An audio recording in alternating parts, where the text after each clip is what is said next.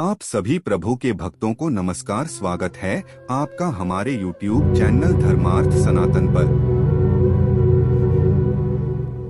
शिव पुराण महात्म्य 5वां अध्याय।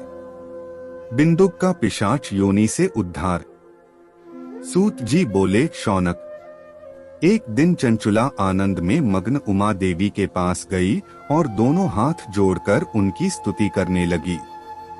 चंचुला बोली, हे गिरिराजनंदिनी, स्कंदमाता उमा, आप सभी मनुष्यों एवं देवताओं द्वारा पूज्य तथा समस्त सुखों को देने वाली हैं। आप शंभुप्रिया हैं। आप ही सगुणा और निर्गुणा हैं। हे सच्चिदानंद स्वरूपिणी, आप ही प्रकृति की पोषक हैं। हे माता, आप ही संसार की सृष्टि, पालन और संहार करने वाली हैं। आप ही ब्रह्मा, विष्णु और महेश को उत्तम प्रतिष्ठा देने वाली परम शक्ति हैं। सूत जी कहते हैं, शौनक, सद्गति प्राप्त चंचुला इस प्रकार देवी की स्तुति कर शांत हो गई। उसकी आंखों में प्रेम के आंसू उमड़ आए। तब शंकर प्रिया भक्त वत्सला उमा देवी ने बड़े प्रेम से चंचुला को चुप कराते हुए कहा, सखी चंचुला, मैं तुम्हारी स्तुति से प्रसन्न हूँ। बोलो, क्या वर मांगती हो? चंचुला बोली, हे गिरिराज कुमारी, मेरे पति बिंदुक इस समय कहाँ हैं? मुझे बताइए और कुछ उपाय कीजिए ताकि हम फिर से मिल सकें। हे महादेवी, मेरे पति एक शूद्र जाति वेश्या के प्रति आसक्त थे और पाप में ही डूबे रहते थे। गिरिजा बोली, बेटी, तुम्हारा पति बिंदुक बड़ा पापी था। उसका अंत बड़ा भयानक हुआ। वेश्या का उपभोग करने के कारण वह मूर्ख नरक में अनेक वर्षों तक अनेक प्रकार के दुख भोगकर अब शेष पाप को भोगने के लिए विंध्य पर्वत पर पिशाच की योनि में रह रहा है। वह दुष्ट वहीं वायु पीकर रहता है और सब प्रकार के कष्ट सहता है। सूत जी कहते हैं, शौनक, गौरी देवी की यह बात सुनकर चंचुला अत्यंत दुखी हो गई। फिर मन को किसी तरह स्थिर करती हुई दुखी हृदय से मां गौरी से उसने एक बार फिर पूछा, हे महादेवी, मुझ पर कृपा कीजिए और मेरे पापी पति का अब उद्धार कर दीजिए। कृपा करके मुझे वह उपाय बताइए जिससे मेरे पति को उत्तम गति प्राप्त हो सके।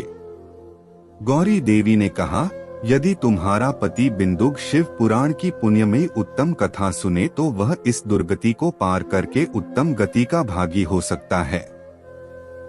अमृत के समान मधुर गौरी देवी का यह वचन सुनकर चंचुला ने दोनों हाथ जोड़कर मस्तक झुकाकर उन्हें बारंबार प्रणाम किया तथा प्रार्थना की कि मेरे पति को शिव पुराण सुनाने की व्यवस्था कीजिए।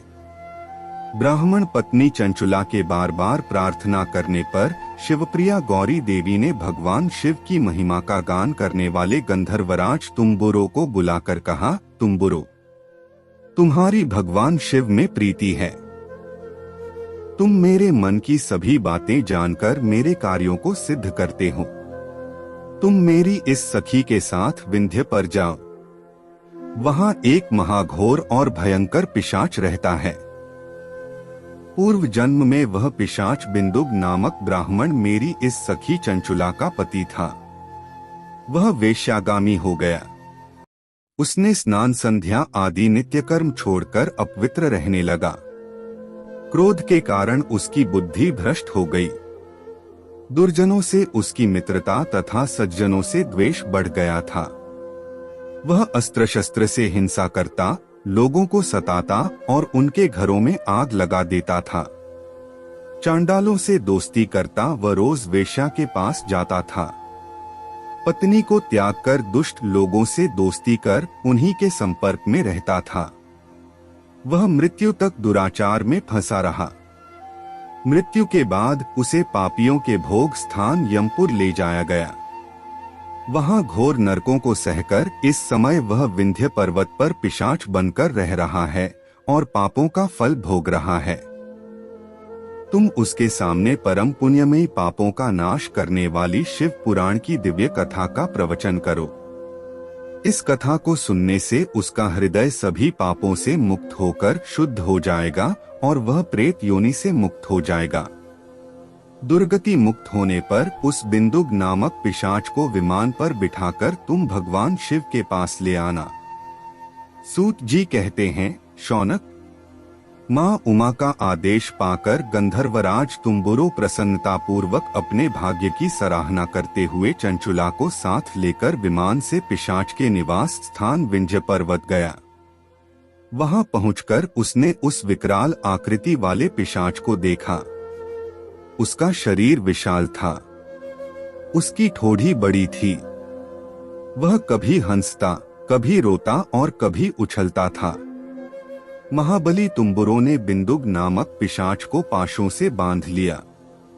उसके पश्चात तुम्बुरो ने शिव पुराण की कथा बांचने के लिए स्थान तलाश कर मंडप की रचना की।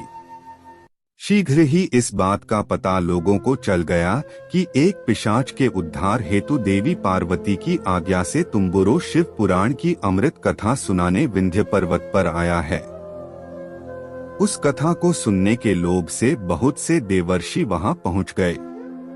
सभी को आदर पूर्वक स्थान दिया गया। पिशाच बिंदुक को पाशों में बांधकर आसन पर बिठाया गया और तब तुम्बुरु ने परम उत्तम शिव पुराण की अमृत कथा का गान शुरू किया। उसने पहली विद्येश्वर संहिता से लेकर 7वीं वायु संहिता तक शिव पुराण की कथा का स्पष्ट वर्णन किया। 7 संहिताओं सहित शिव पुराण को सुनकर सभी श्रोता कृतार्थ हो गए।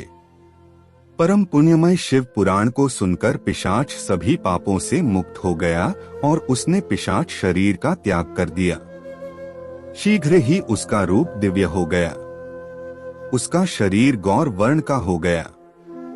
शरीर पर श्वेत वस्त्र एवं पुरुषों के आभूषण आ गए। इस प्रकार दिव्य देहधारी होकर बिंदुक अपनी पत्नी चंचुला के साथ स्वयं भी भगवान शिव का गुणगान करने लगा। उसे इस दिव्य रूप में देखकर सभी को बहुत आश्चर्य हुआ। उसका मन परम आनंद से परिपूर्ण हो गया।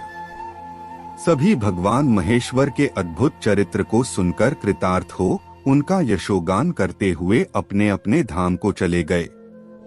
बिंदुक अपनी पत्नी चंचुला के साथ विमान में बैठकर शिवपुरी की ओर चल दिया। महेश्वर के गुणों का गान करता हुआ बिंदुक अपनी पत्नी चंचुला व तुम्बुरु के साथ शीघ्र ही शिवधाम पहुंच गया। भगवान शिव व देवी पार्वती ने उसे अपना पार्षद बना लिया।